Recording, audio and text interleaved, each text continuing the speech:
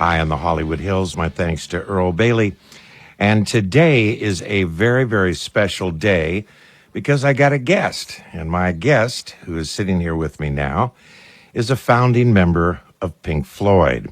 He is also one of the most acclaimed singers, songwriters, and musicians of all time who has created some of the most iconic albums in music history. Works of art that come from the heart, as well as his keen intellect. But it is his humanity, evidenced in his unique artistic vision, that draws millions of loyal fans to his music and his historic concert events. Music that is able to touch a collective chord in people all over the world. Added to all this, he is also an outspoken social and political activist whose work on behalf of the Wounded Warriors Project, environmental groups, and a list of other social causes is the very definition of an artist who believes his responsibility doesn't end when his records are released. I've known this man for many years. He's always been my favorite person to interview, and it is my pleasure to welcome back to Deep Tracks, Roger Waters. Hey, man. Oh, you silver-tongued devil. Well, I have to give you the proper props. That was very good. Well, thank you. My intellect, I have to say, is not all that keen. I have to whip it a fair bit to get it, chugging into gear, as you will discover. Well, we'll do what we can to stimulate you into gear today.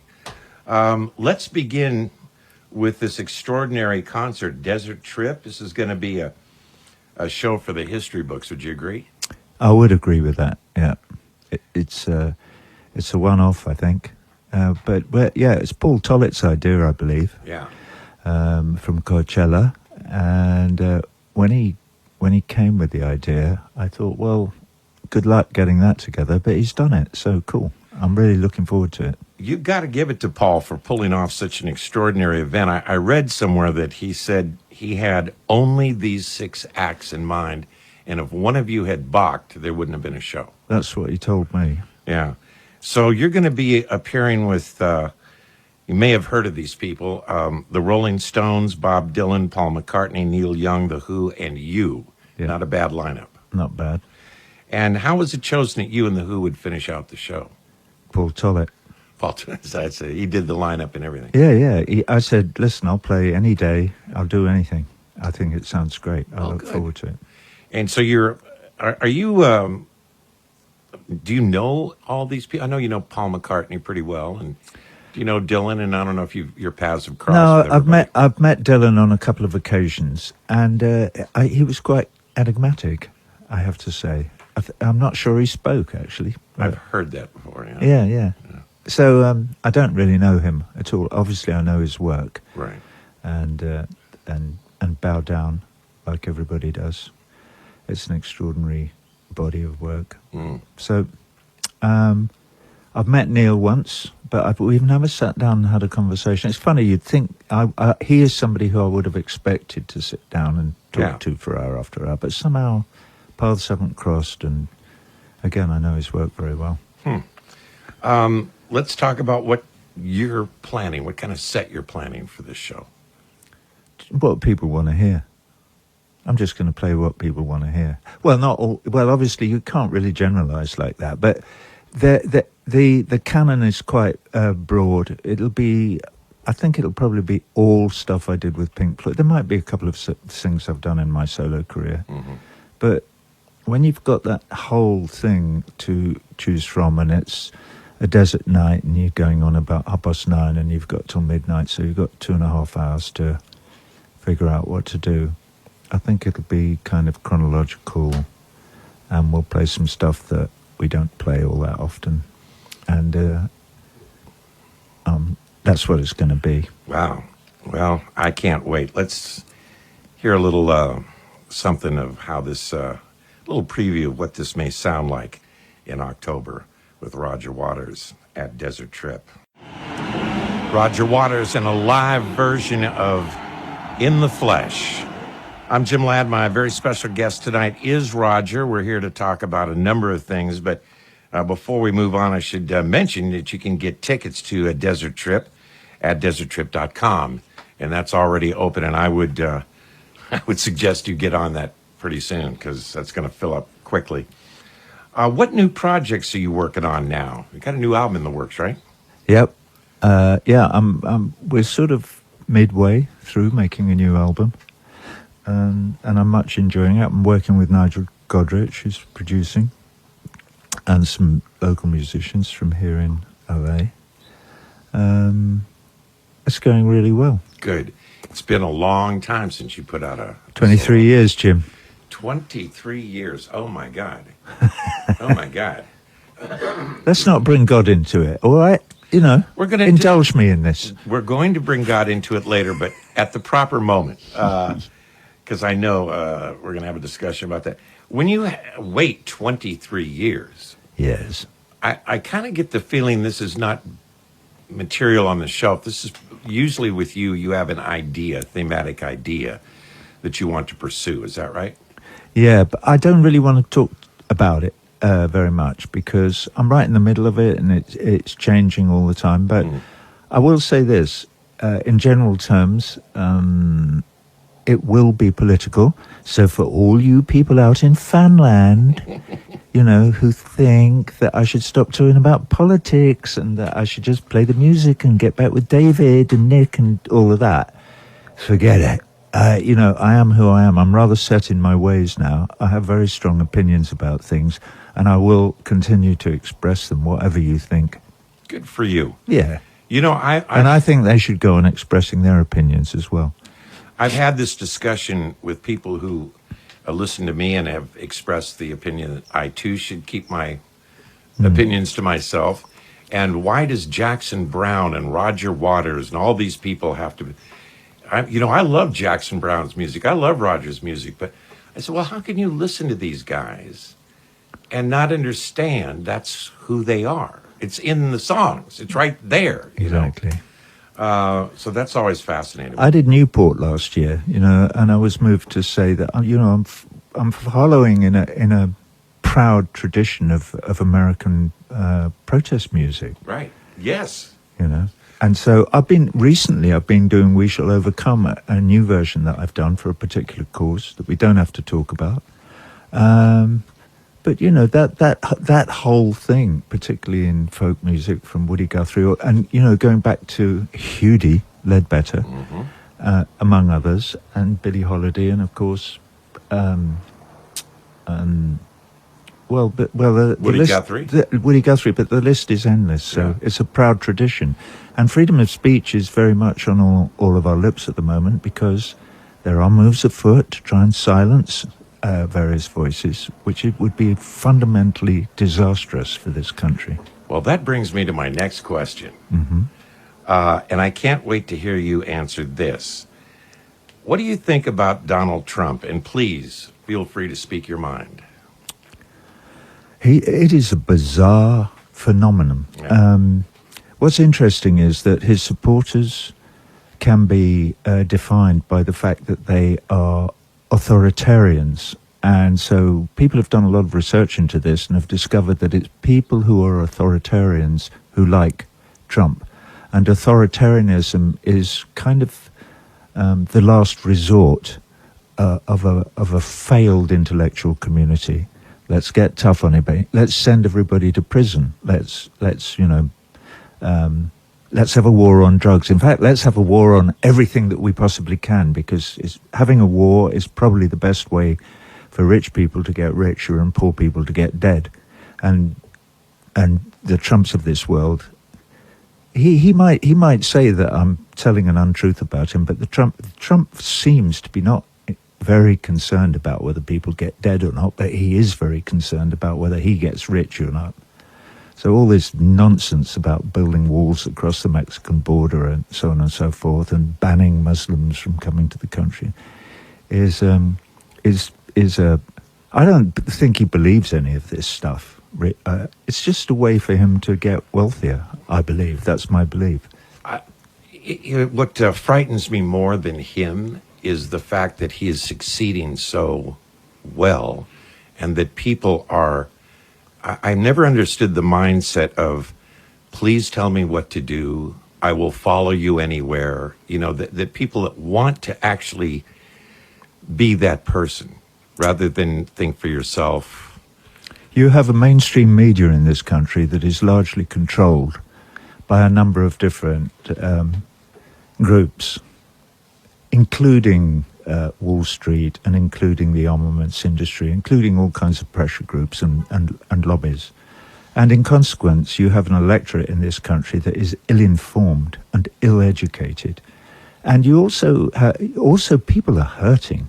The way the economy has gone and the way that the economic situation in the United States has been engineered so that 0.1% own whatever huge percentage it is of the wealth and the GDP. People are hurting financially. Yeah. And under those circumstances, they're more easy to control because it's very easy to persuade people that their difficult financial situation is caused by foreigners or other people who are a different color or who have different religious beliefs or different political beliefs.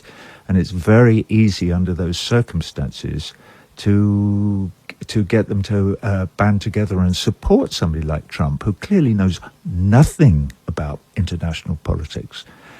In fact, very little about domestic politics. He knows very little about anything. He is a great representative for the people who support him in that he is just as ignorant as they are, because he is deeply ignorant. You can say what you like about many of the other politicians, but a number of them have done their homework, and they do know a little bit about the way the world works and about diplomacy and about economics and about this. Trump knows about being a blowhard, and that's all he knows about. So it's frightening. The only good thing is that all the polls show that he cannot possibly be elected, because the negatives in the polls that aren't just about Republican supporters who will go out to primaries and vote all show that people would rather throw themselves into the Pacific than have Donald Trump as their president. Or the Atlantic, I mean, take your pick, or the Caribbean. Well, even some of the most prominent Republicans have rebelled against this, which gives me some hope that there's some sense there. I am not one to jump to the obvious metaphor that Donald Trump is using, but he is using techniques that your father and my father fought against in World War II. Very obvious techniques. I won't say the names because I think it's just the wrong thing to do, but you understand what I'm saying. Why do you think it's the wrong thing to do? You're talking about the Weimar Republic. You're talking about Germany in the 30s. Yes, I am. Yeah. Yes, I am. Well, that was exactly how the National Socialist Party and Adolf Hitler controlled the population of Nazi Germany in the lead up to the Second World War, and into the policies that they adopted. They controlled them by telling them that they were exceptional. Let's make Germany great again, was what they said. Mm-hmm. Exactly that. And they all walked around in their brown shirts saying that. And people like to be told that you're going to be made great again, and they like to be told that they're special and they're different and that they have been chosen for a specific task. In the case of the Germans in the 30s, they were told by the National Socialists they'd been chosen to rule the world, to make it a better place. Mm-hmm. This is kind of what I believe Trump believes that. Yeah. And it's scary as hell. Amen to that.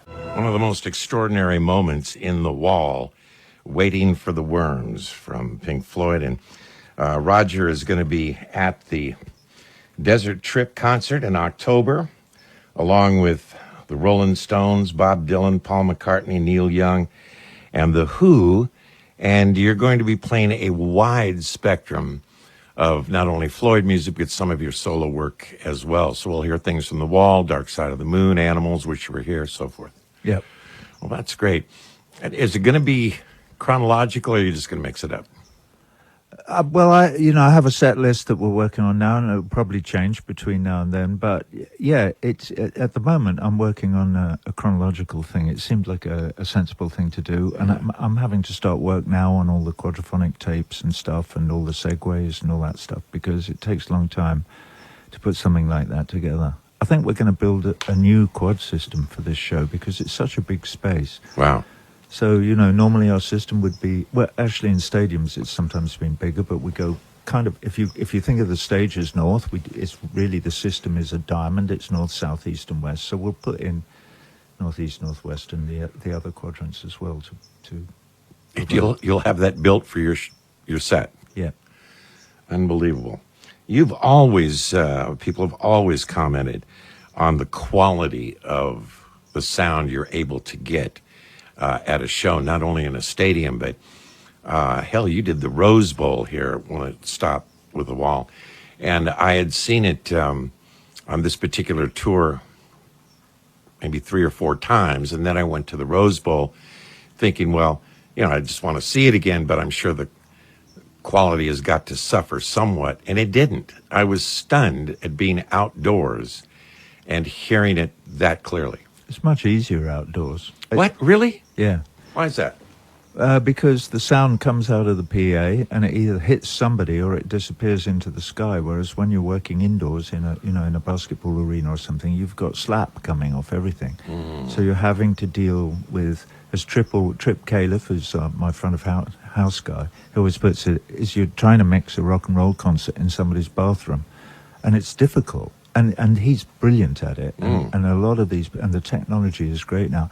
But outside, Trip always says if the Almighty had, he must believe in the Almighty, I suppose, but had designed a venue, he would do it outside because they are God's acoustics, and they say it sounds great outdoors. Well, I'd like to give Trip a compliment, because there's nothing worse than going to a show to see somebody you really, really like, especially someone whose songs you really want to hear, and not be able to hear the singer sing, or the drums are overriding everything. I mean, it's such a disappointment. You always wonder, why doesn't the sound guy hear that? Yeah. If I hear it, why doesn't he hear it? That's why I don't think they should let drummers run bands.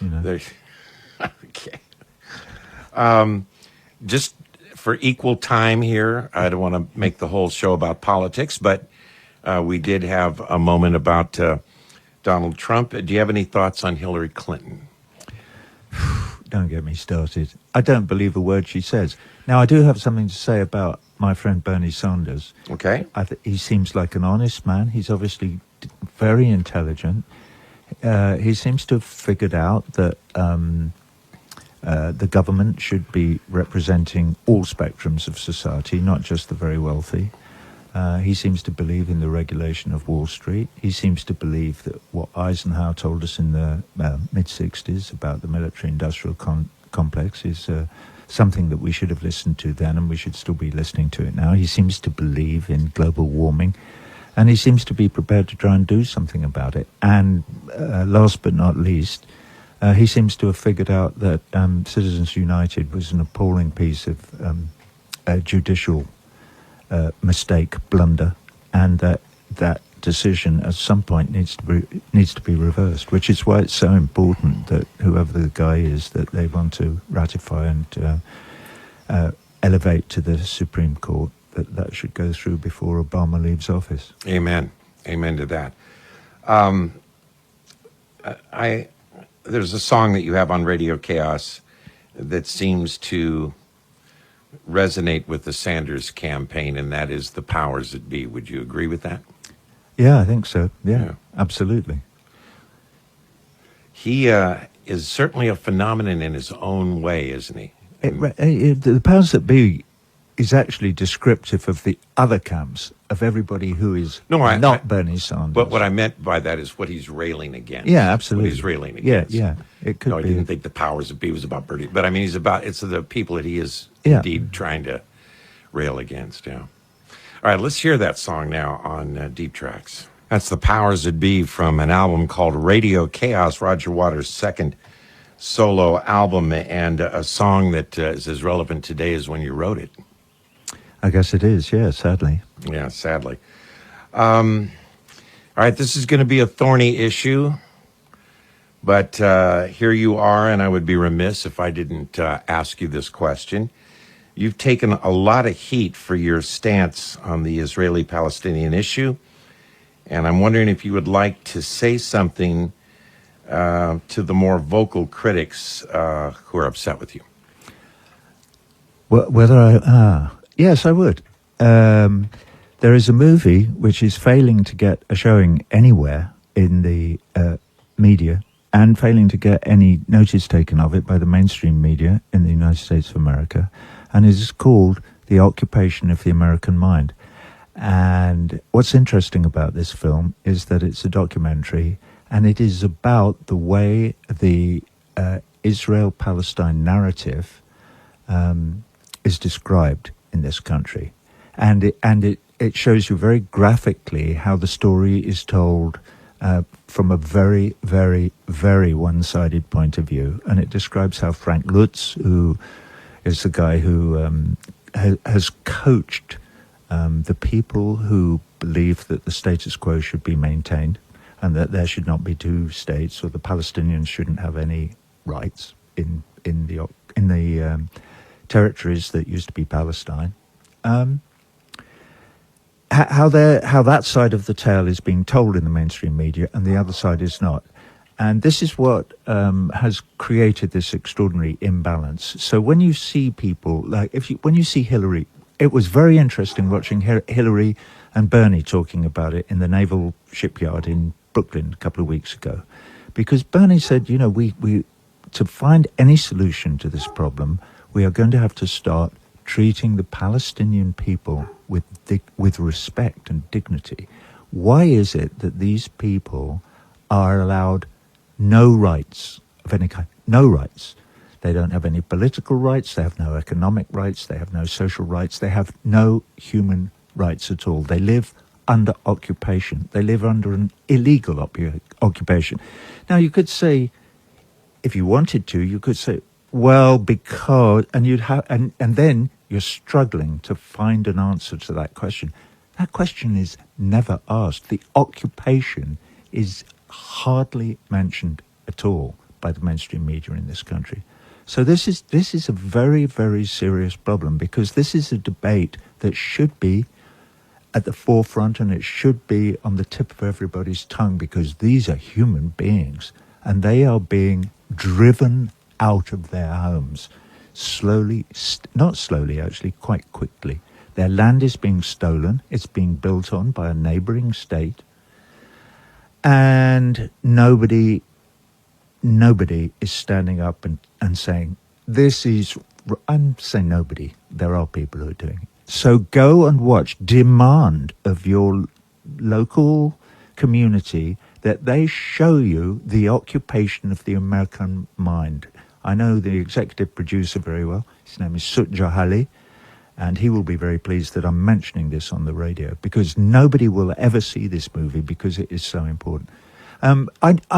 To have a debate with the critics of me standing up for human rights for my fellow men and women somewhere in the Middle East, that is a conversation that I'm not very interested in getting involved in, because it's difficult for me to have a conversation with somebody who doesn't believe a fellow human being should have any rights. I find that really difficult. I try to stand up as much as I can for the oppressed, whether it's economically oppressed or politically oppressed, or people anywhere in the world.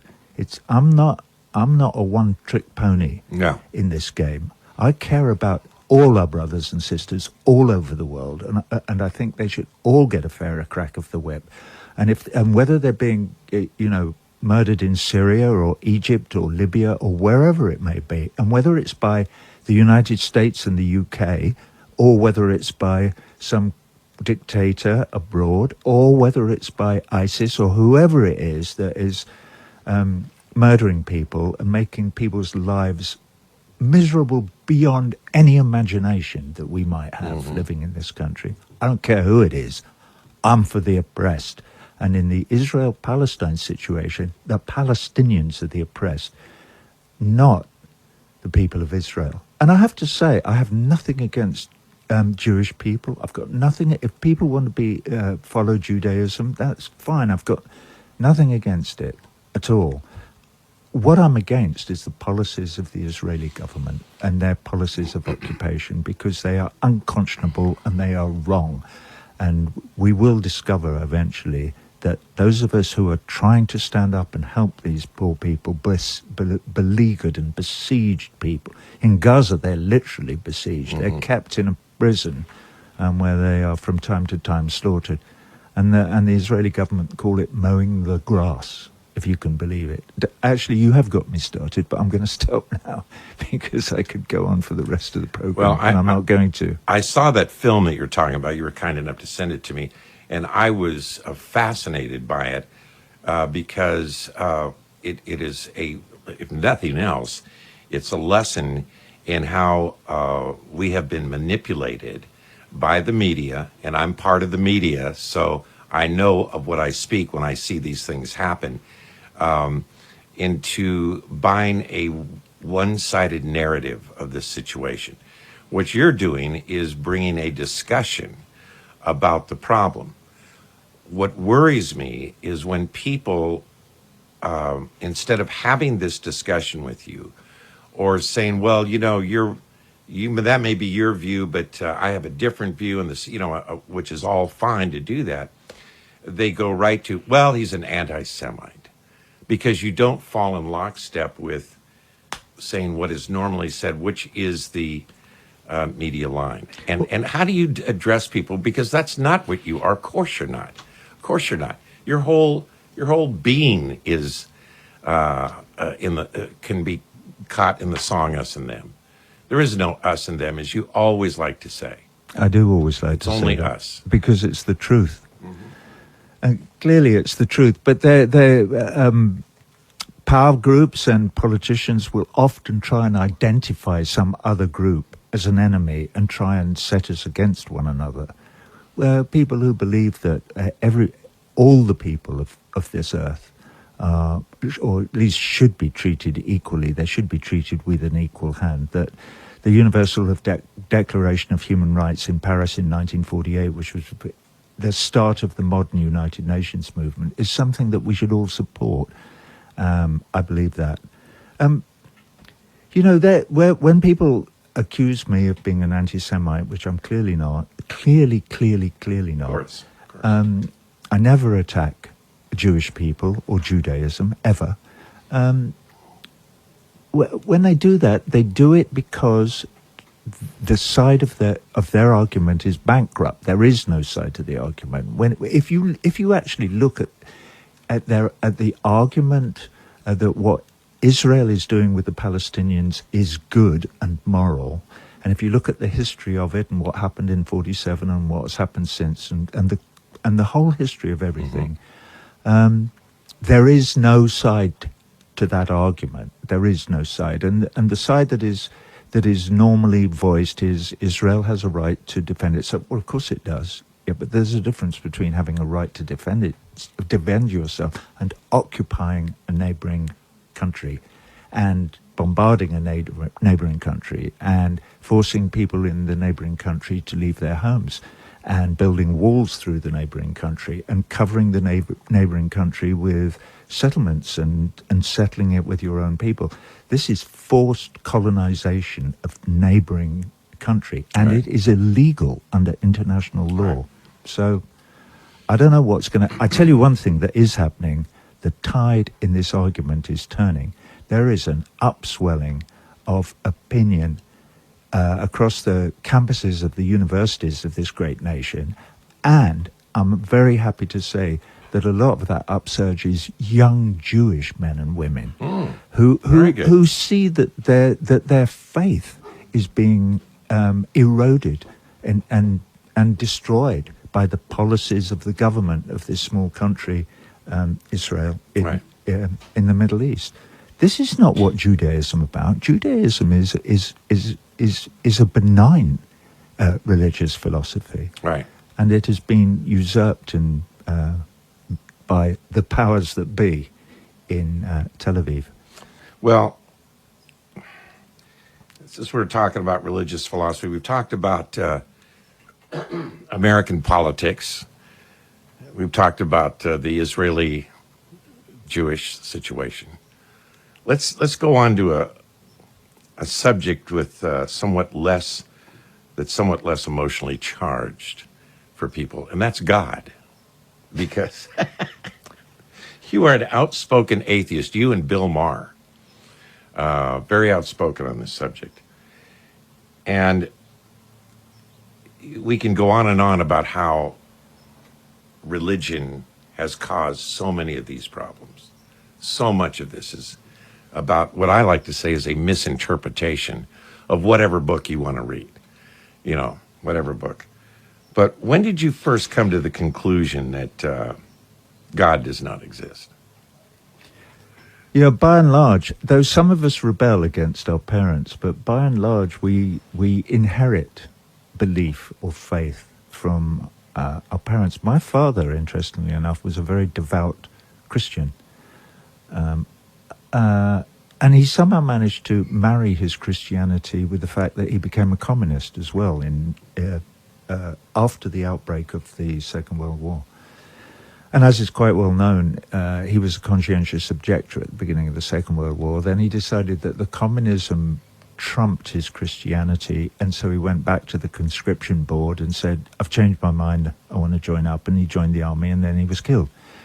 But I don't think he ever stopped caring about people in the way that you would expect people who profess to follow the teachings of Jesus Christ, of that particular prophet, would be. So he was a man of great faith, but also my mother, on the other hand, had disavowed any attachment to a deity when she was quite a young woman, and I was brought up in a house with her. So there was no. I wasn't indoctrinated in any way, really, when I was a child. In fact, my mother encouraged my brother and I to go to Sunday school, which we did until we realized it was deeply boring. So we only went once, I think, and then we went, maybe not. The more stories I hear over the years about your mom, the more fascinating a woman she is. Someone who didn't believe, yet encouraged you to go to Sunday school, make up your own mind. Yeah.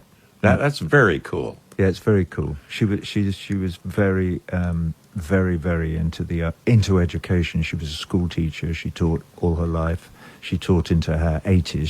She would go back to the school where she'd been deputy headmistress for 50 years and teach remedial reading to children a couple of times a week, almost until the day she died. So she was deeply committed to the idea that we need to encourage children to think.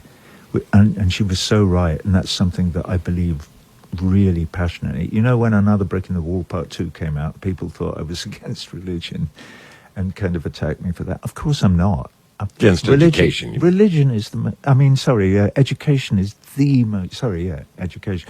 Education is absolutely the most important thing for young people. But they need to be encouraged to think and Amen. to make things up. And this next song, which is actually from Amused to Death, and talks about God, sets up this extraordinary dichotomy of logical thought about a deity that would be looking down here. And I've always been fascinated, not the fact that you are not a believer in, an invisible man in the sky, with the beard, but that you're, I've not met many people in the world who have the humanity and the bleeding heart, and I say that in a very positive way, that you do for people. You really care about people and, the underdog and the downtrodden. And a lot of times people equate that with some sort of religious background or teaching, and you've come to this without that. I find that fascinating. We used to go, my mother used to take me to political meetings, and very often they would be in the Friends Meeting House, the Quaker Meeting House in Cambridge, where I was brought up in England. And I'll never forget, she used to say to me, she said, I don't agree with their beliefs in a deity and all that, but the Quakers, they're very, very good people, she used to say. And they are, and what she meant was that they expressed their Christianity in a very, what we might say, a very Christian way. Of course, it's not a very Christian way. It's a very human way.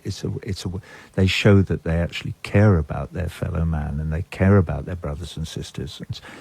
It's very interesting that a lot of the churches in the United States of America now are moving over to divesting from Caterpillar and Motorola and G4 and a lot of the companies that were involved in the occupation in the West Bank, because they care. These are people who care deeply, and they're not Zionists, and so they're very caring, a lot of them, and more strength to them. So I meet a lot of people now because of my activism with BDS who I wouldn't necessarily have met before, and I've discovered connections with very, very good, loving people, and we've found a common cause because they, and they're devout Christians, and me, a radical but devout atheist who cares about people, have discovered this common cause, which is caring about people and trying to persuade our governments to stop killing them, stop killing the children. Why are we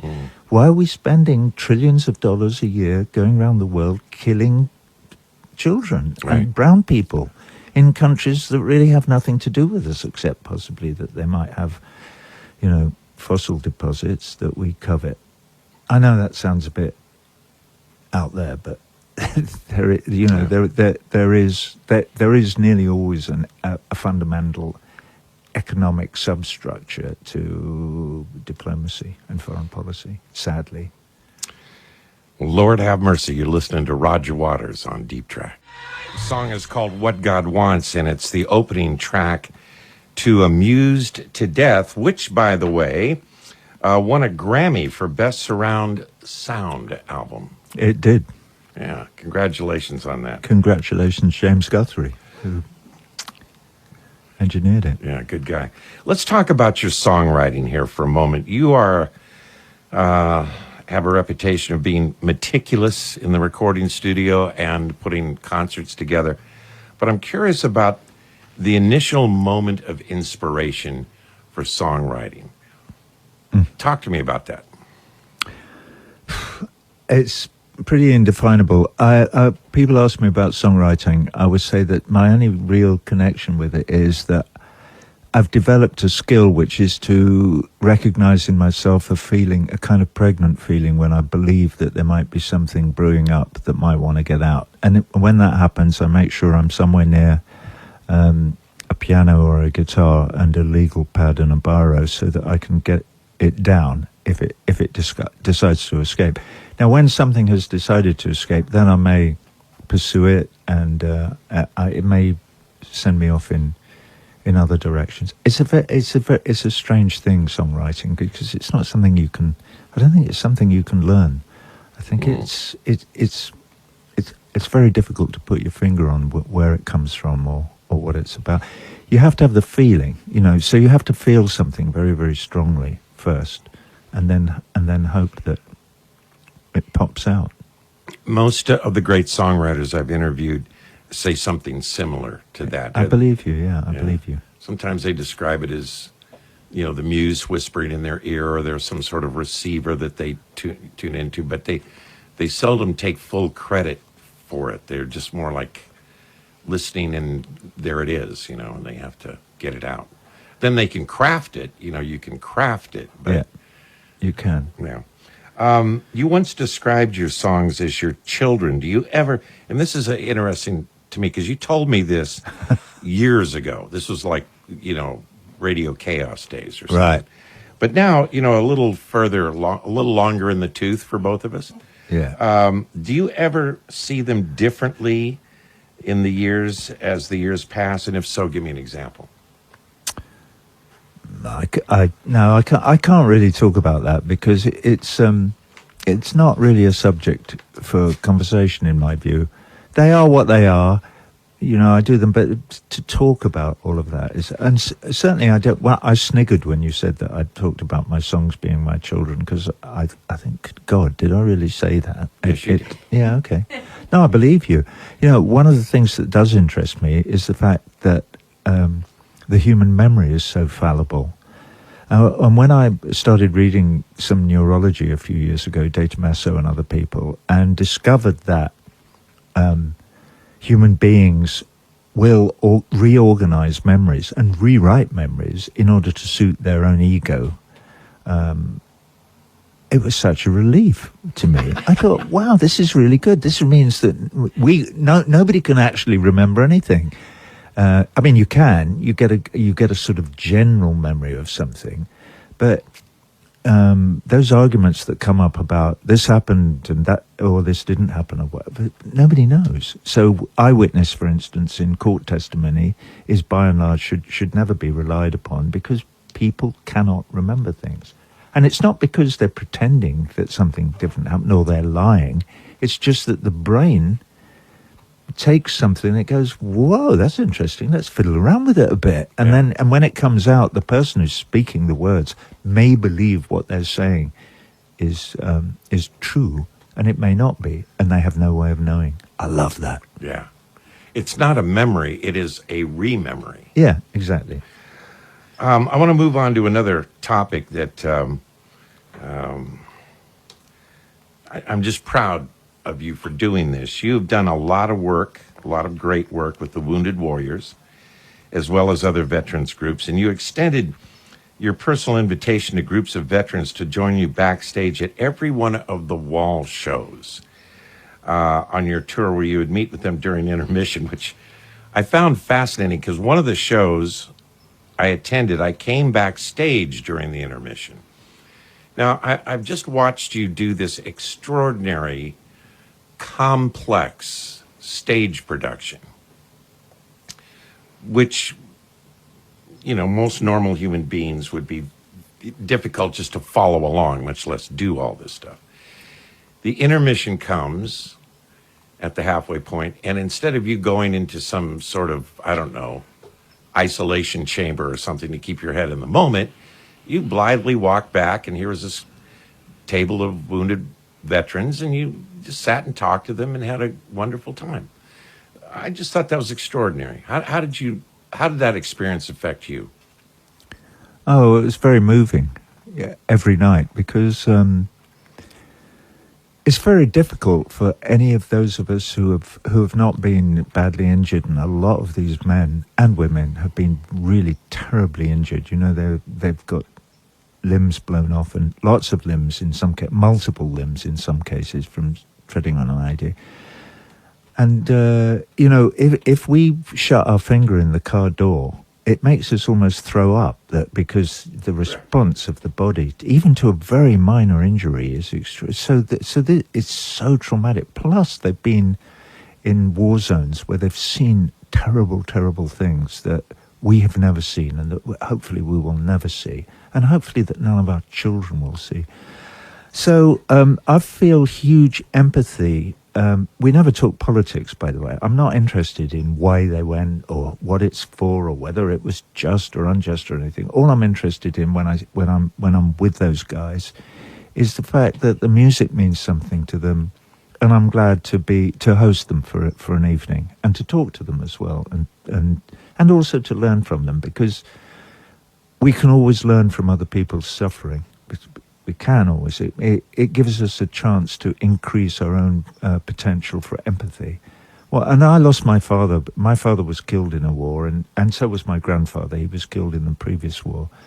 And so anything that helps me to understand not just the people who are injured or killed in conflict and warfare, but also their families. I feel it's like a gift to me to be allowed. I work with musicians as well who are similarly wounded, and you know, I put a band together for Stand Up for Heroes, and so I've been doing that for the last 5-6 years, and that's very rewarding work as well. I don't know. I'm going, but for the wall shows, it was a bit to do with the fact that fallen loved ones was a central theme throughout the whole show. Sure. Because the whole show is about how futile war is. There has not been a war that has done any good for anybody since possibly the Second World War. Not a single one. They've all been about making money, and they've all been about putting the people that we want in power.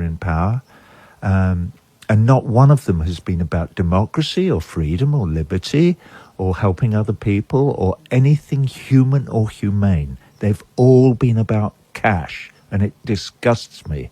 And so I think that we cannot shine a light too strongly or powerfully on that, because that is a central fact. And in this country particularly, if you look at the amount of money that you, the citizens and taxpayers of the United States of America, are spending on killing people in foreign countries, is beyond belief. What is it? How much is it you spend a year? $1 trillion? Yeah. What? Yeah. It's quite extraordinary what a huge percentage of your GDP goes for that.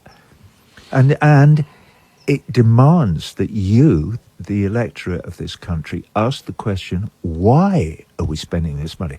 Because one thing is for absolute certain, it is not making any of you safer. That's true. That's very It true. has nothing to do with defense. Yeah. Let me get back to the veterans for a moment, because you mentioned Stand Up for Heroes. I thought that was extraordinary. You put a band together of veterans from Walter Reed, who could actually play. Mm-hmm. These guys could actually play. Oh, they're good, yeah. And they've got a lot better, I have to say. They have. They've really come into themselves.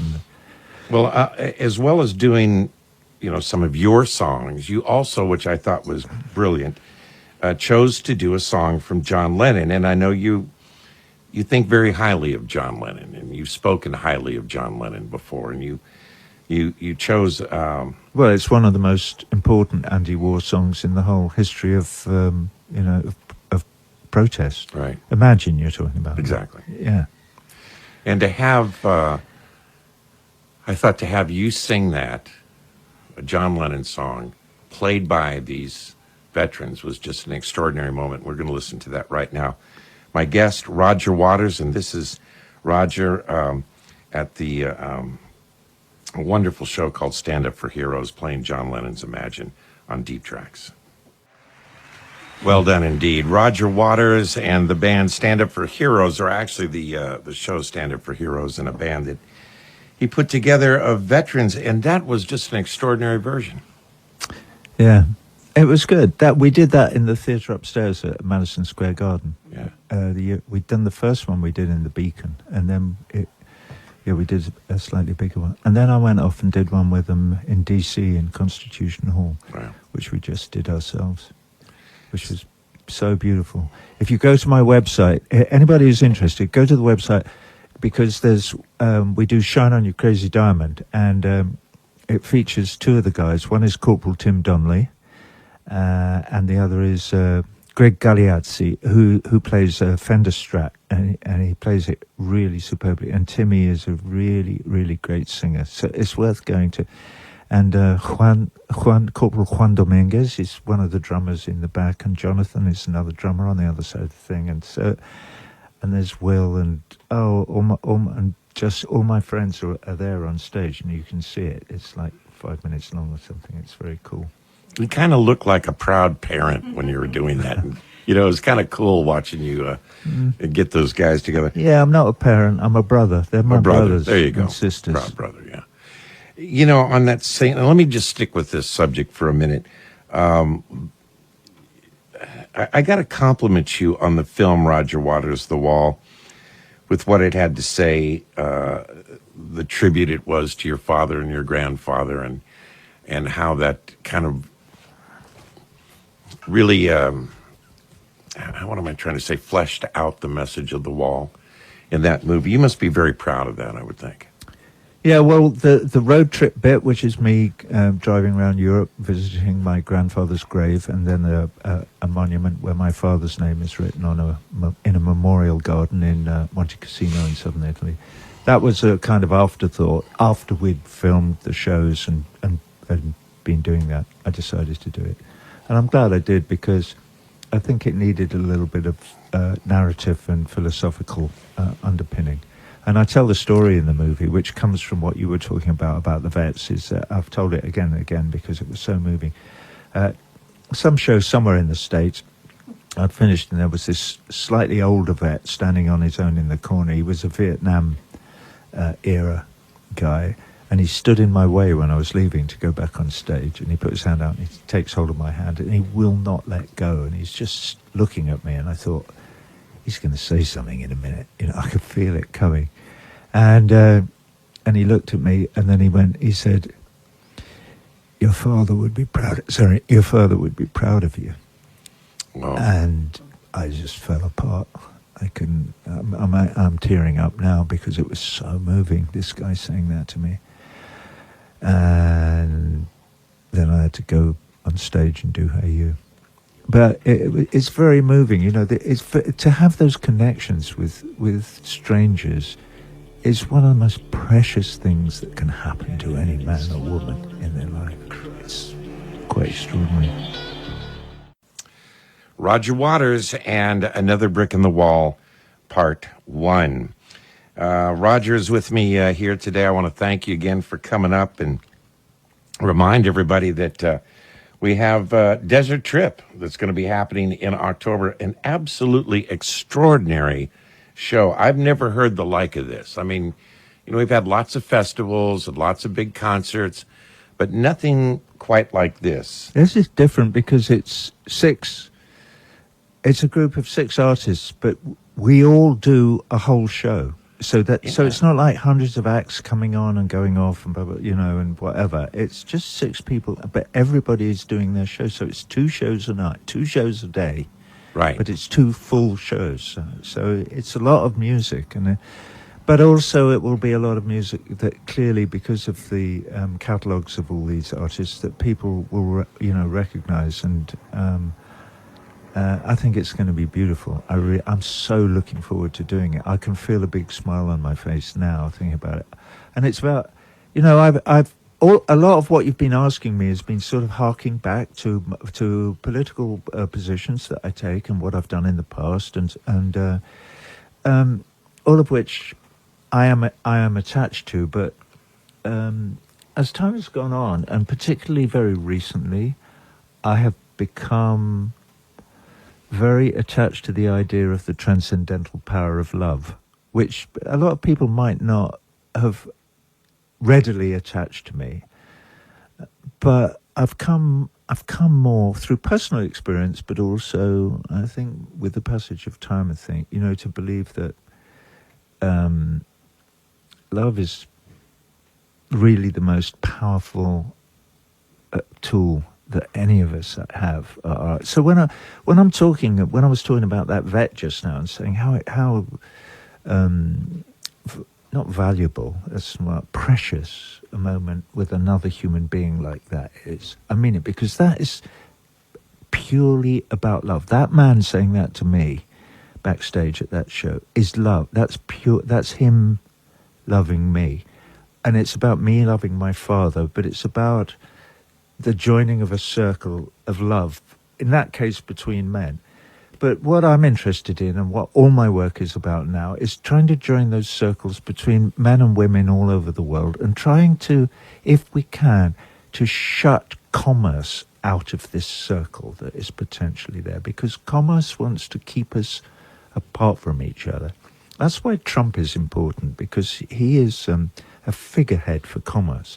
He's constantly saying how America's been screwed in a deal with China or Mexico. He talks about everything in terms of commerce, because he's a man of extremely limited intelligence and extremely limited imagination. So it would be very difficult, I sense, for a man like that to have any concept of what life could be like if you were interested in circles of love, in including people, in a reaching out to people, in a taking down of walls, to transcend the barriers that exist between what Trump would call us and them, and what I, in one of my songs, say that, us and them is a complete nonsense. We're all the same. We're all human beings. We all deserve the same rights one with another. And the greatest reward that any man or woman on this globe can get is to be in a position where he can give love to fellow human beings. That is the most rewarding thing that anybody connect. And we all know this instinctively because we've all felt it.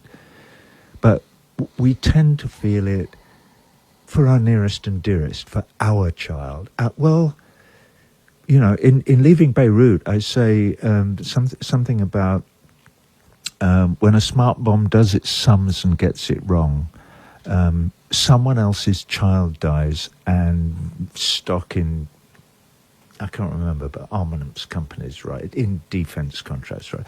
Well, somebody else's child is not somebody else's child. Somebody else's child is our child. All the children of the earth are our children. We have a responsibility towards them. We must. It doesn't matter if they're Jewish Israeli children or if they're Arab Palestinian children. We have a deep responsibility to make sure that we do not connive with whoever is vying for power or position or money or profit or this or that or the other, and causing these children to be murdered. So, no, I'm prepared. I could go on for an hour talking about this because it is the most important thing in my life now, is to promote that idea. And people will say, oh, well, he's obviously off his rocker. Who gives a shit about that? I do. And so do millions and millions of other people all over this country and all over the world. We do. We are the many. We believe in love. We want to look after our fellow men and women. We do not want to be great again. We want to be loving for the first time ever. Not just one of Pink Floyd's most iconic songs, not just one of Roger's most iconic songs. One of the most iconic songs rock and roll has ever given us, Us and Them, from Dark Side of the Moon. And you said you're looking forward to playing that at Desert Trip. Let's not forget Rick, whose piano music that is. Yeah. He actually wrote that when we were making the soundtrack for Zabriskie Point. Is that right? Yeah. Well, that song says it with what you were, the lead-in that you gave to it. Let me do another song that's kind of on that same subject matter. You're quoted as saying that it is an absolute responsibility of artists to stand up for human rights, social, political, and religious. And you feel this great bond with people you've never even met. You call them your brothers and sisters. And I want you to just elaborate on that for a moment. My brothers and sisters. Well, you mean ordinary human beings in other parts of the world. As opposed to ordinary zebras, yes. Yeah. Yeah, well, that's kind of, I can't really elaborate on that. It speaks for itself. You know, all you have to do, it's so simple, really. Is all you have to do is put yourself in the other guy's position. You know, if that's your kid, if that's your wedding party that a Predator drone fires a Hellfire missile at, because somebody is carrying a cell phone and it has a particular number, and this is apparently a bad guy. Somebody has decided somewhere in Nevada or Washington, D.C. or something, that this is somebody that we need to take out. So they kill, 50 or 60 people, half of them children and what. From here, it's like, what? Why would I be interested in that? What's the score in the ball game? But if you know any of those people, they're human beings. They're no different than me. Can you imagine, Jim, if fucking Hellfire missile came through the window of this thing here now and blew us all to bits? Probably many people in China or the Yemen or where they might not know about it. But people who love you would know about it, and they would care, and they would be so pissed off. It wouldn't surprise me if the good people of Laurel Canyon set up a cell and decided to go and punish those people who were murdering you and me in here, when all we're doing a radio show, but we might just be having a wedding. We might just be celebrating the union between two of our friends when we're murdered by this murderous machinery from the sky. It pisses people off no end, and it makes the world a much less safe place. I've drifted back again into foreign policy and also into military policy, because clearly the drone policy I have a lot of good to say about our president. Well, he's not my president. because I'm not a citizen, but he's your president. Obama is he's a good man.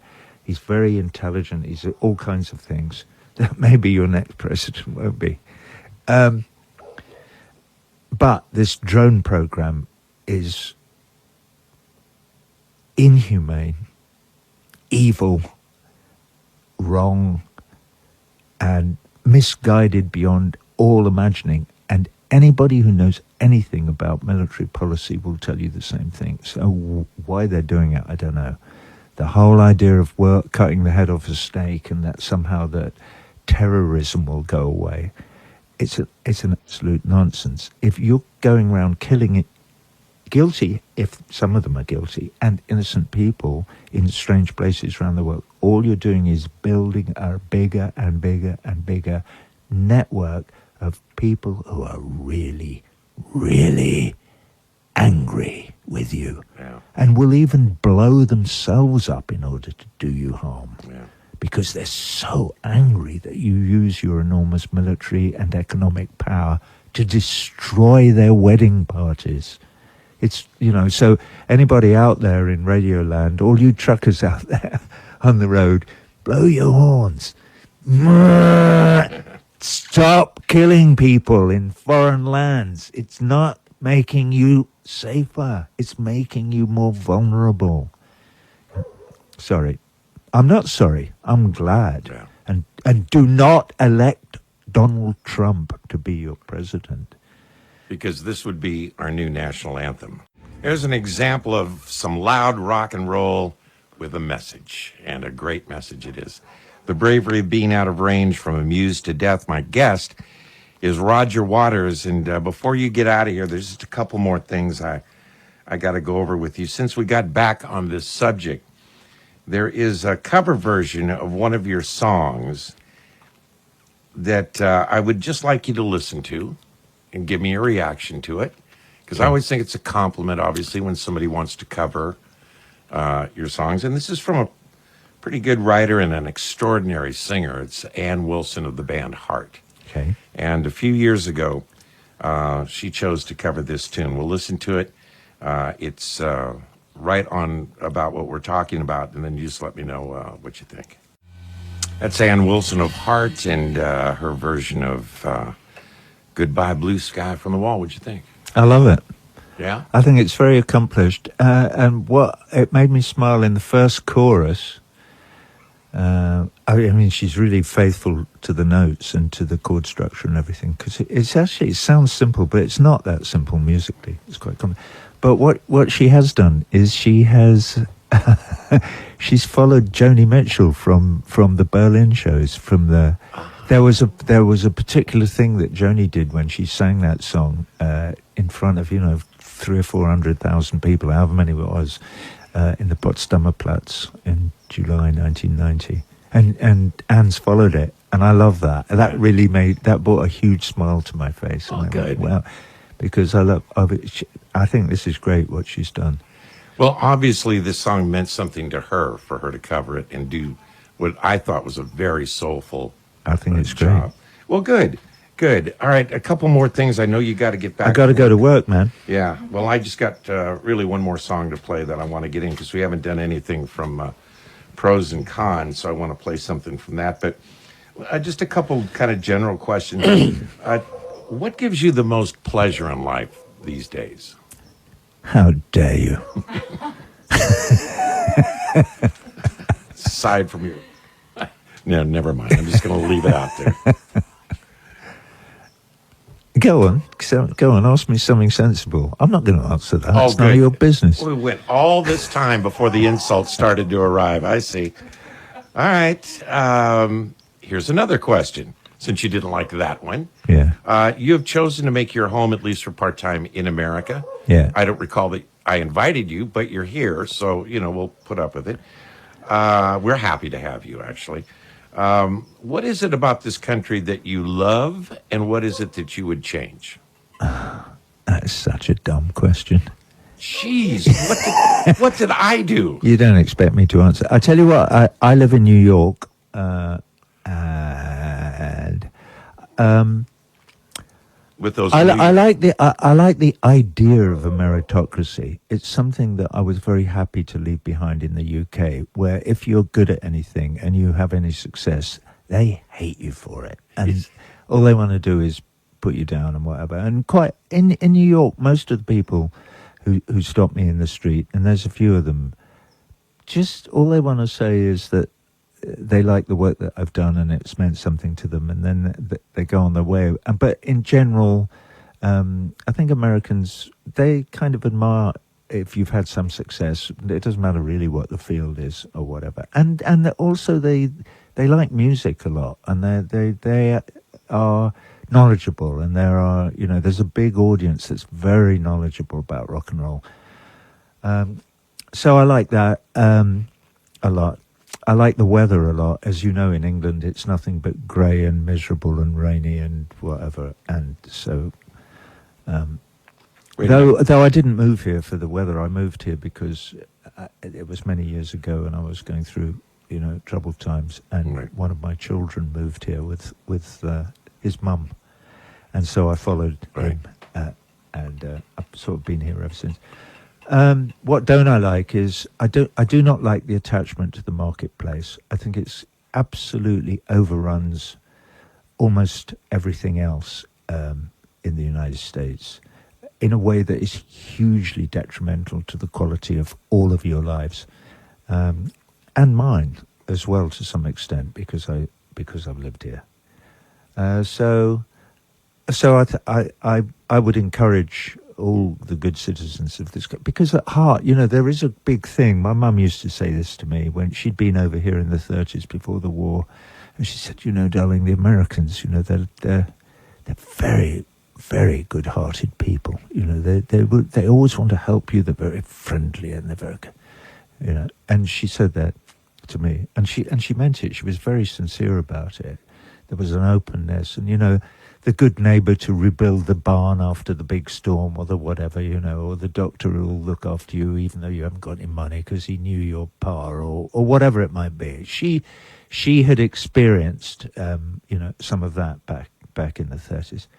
But she did also say to me, but darling, they're frightfully gullible. Well, she was damn right, and this is why the media is so important, because you are being fed a pack of lies by these arseholes. And most of it just gets taken up and believed. And there's a whole industry. You could run the gamut from Fox News to MSNBC, and it's all mainstream. All of it. There is no extreme. There's maybe Democracy Now! And maybe Al Jazeera's now gone.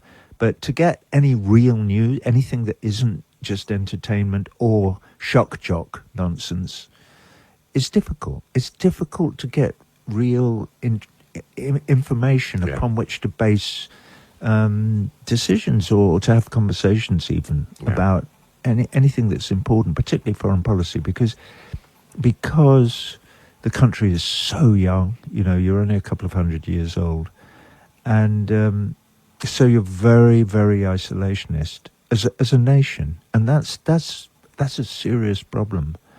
Very, very little about what happens in the rest of the world. In general, I'm not saying everybody, obviously there are experts and there are great intellectuals and there's great work being done. There are fantastic work being done in technology and so on. But commerce is too important. Yeah. The bottom line, profit is... Well, let me, I know you got to get out of here. I want to play one more song for you. This is because we didn't play anything from Pros and Cons. I always liked this song. I always thought it was something probably only you could have ever written. Well, hang on. Just before you play it, can I say one thing? Sure. Goodbye. No, you got to say goodbye afterwards. No, I can't sit here and listen to a bloody great long song. It's It's a short song. Oh, you're giving me so much crap. What are you doing here? All of a sudden, hey, I want all you truckers out there. Come on, blow those bloody hooters. Jesus. Tell him to get on with it. I've got to go to work, man. I have a living to earn. Take a deep breath. Okay, go. Fuck's sake. And we'll be right back after we play this. See, that's Roger Waters when he's being nice. Now, he's talking to me, Has nothing to do with every stranger's eyes or anything. It's just like he wants to get the hell out of here and he's ready to go. I don't want to. I have a job. Really? Yeah, You call what you do a job? yeah. Okay. All right. Well, God bless you. One more time, let's talk about Desert Trip very quickly. This is happening in October. It's nice that you're looking forward to this so much. People are going to be under the desert sky listening to all this great music. Yep. A once-in-a-generation event, I would say. Yep. So we got the Rolling Stones and Bob Dylan on October 7th, Paul McCartney and Neil Young on the 8th, and then Sunday, October 9th, Roger Waters and The Who. Any final thoughts before you go back to work? Who? I'm sorry, I didn't mean to say that. That was silly. It was, but I didn't, trying to Final be polite. thoughts. Yeah, it's very good to come back here to the canyon, meet an old friend. Well, you're not that old. Well, you are actually. You're quite old, but aren't we all? I've enjoyed myself. Thank you very much Good. for having me. Did you have a good time? Yeah, of course. Excellent. I tried to keep a civil tongue in my head. Yeah, well, it's always a pleasure to have you here, Roger. I know. It always is a pleasure. You have to come with your guns loaded if you're going to interview you, but fortunately I had the ammo tonight, so that's good.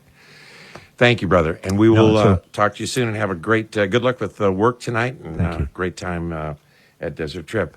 I'm Jim Ladd. My guest has been Roger Waters on Deep Tracks. And now back to our irregular programming. All right, Pink Floyd and Dogs from the Animals album. And it was just so great to have Roger Waters here. Yeah, there's the dogs. Finally with dogs. All right. It was great having Roger here. That'll do, Dixie. Thank you very much. And we appreciate him coming by and staying so long. It was really great of him. And he's off to work on his new album now. So we'll hear more about that as time goes by. I'm Jim Ladd, and you and I are listening to Deep Tracks, High on the Hollywood Hills with the Dogs.